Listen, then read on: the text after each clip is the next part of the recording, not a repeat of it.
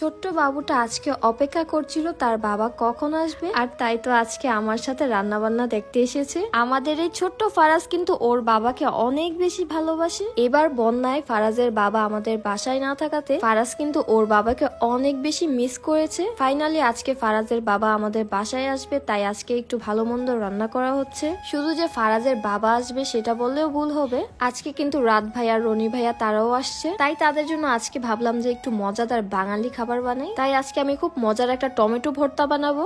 এই ভর্তাটা কিন্তু গরম ভাতের সাথে খেতে বেশ মজা লাগে। সেই সাথে এই ভর্তাতে যদি সরিষার তেল দেওয়া হয় তাহলে তো কথাই নেই। তো এই তো বলতে না বলতে আমার ভর্তাটা একদম রেডি। সেই সাথে খুব তাড়াহুড়া করে ইলিশ মাছের ডিমও ভেজে নিলাম। এই ইলিশ মাছের ডিমগুলো খেতে কিন্তু খুবই মজা লাগে। মূলত এই ইলিশ মাছের ডিমগুলো কিন্তু আলাদা করে কিনতে পাওয়া যায়, আর আমি এই মাছের ডিমগুলো কিনেছিলাম ইলশে বাড়ি এই পেজ থেকে। যেহেতু আজকে আমার হাতে খুবই অল্প সময় ছিল, তাই আজকে সবকিছুই খুব তাড়াহুড়ো করে রান্না বান্না করেছি। কারণ মাত্র 1 ঘন্টা আগে বলা হয়েছে আজকে আমরা বাসায় আসবো, তাড়াতাড়ি করে রান্না বান্না করো। তাই আজকে আমি যতটুকু পেরেছি রান্না করেছি। তার মাঝে আবার কিছু এক্সট্রা টাইম পেয়েছি, সেই সময় আবার হেয়ার কেয়ার করে নিয়েছি। বাই দ্য ওয়ে, আজকে কিন্তু অনেকদিন পর চুলের যত্ন নিচ্ছি। রিসেন্টলি আমার মাথা থেকে চুল পড়া শুরু হয়ে গিয়েছে, তো আমার এই চুল পড়া বন্ধ করার জন্য আমি এই হেয়ার অয়েলটা দিয়েছি। এটার নাম হচ্ছে নিউ গ্রো হেয়ার অয়েল।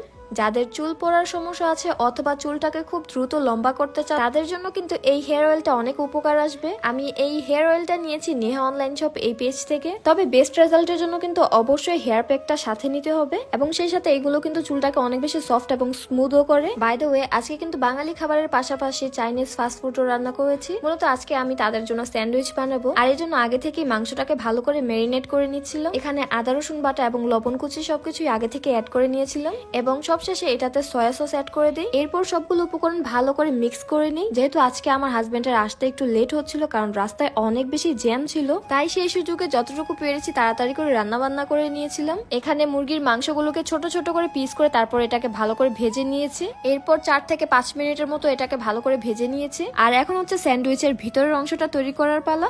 এখানে আমি মাংসের সাথে ডিম কুচি আর হচ্ছে মেয়োনেজ অ্যাড করে নিয়েছি। স্যান্ডউইচ বানানোর সময় কিন্তু এই মেয়োনেজটা অনেক বেশি ইম্পর্টেন্ট। এটা যদি মজা হয় তাহলে কিন্তু স্যান্ডউইচটা খেতেও বেশ দারুণ লাগে। এরপর সামান্য পরিমাণে মরিচ কুচিও অ্যাড করে নিয়েছিলাম। যেহেতু আমার হাজবেন্ড একজন স্পাইসি লাভার, তাই মরিচের পরিমাণটা একটু বেশি দিয়েছি। আর এখন হচ্ছে মেন স্যান্ডউইচটা বানানোর পালা। এর জন্য আমি কিছু পরিমাণে পাউরুটি নিয়ে নিয়েছি। আপনারা চাইলে কিন্তু এই পাউরুটিগুলো সাইড থেকে কেটেও নিতে পারেন, এতে কিন্তু স্যান্ডউইচের টেস্টটা আরো বেশি ভালো লাগে। যেহেতু আজকে আমার হাতে একদমই কম সময় ছিল, তাই সবকিছু খুব শর্টকাটে করেছি। সবশেষে এখানে পাউরুটির মধ্যে পুরটাকে ভালো করে আলতো করে লাগিয়ে নিয়েছি।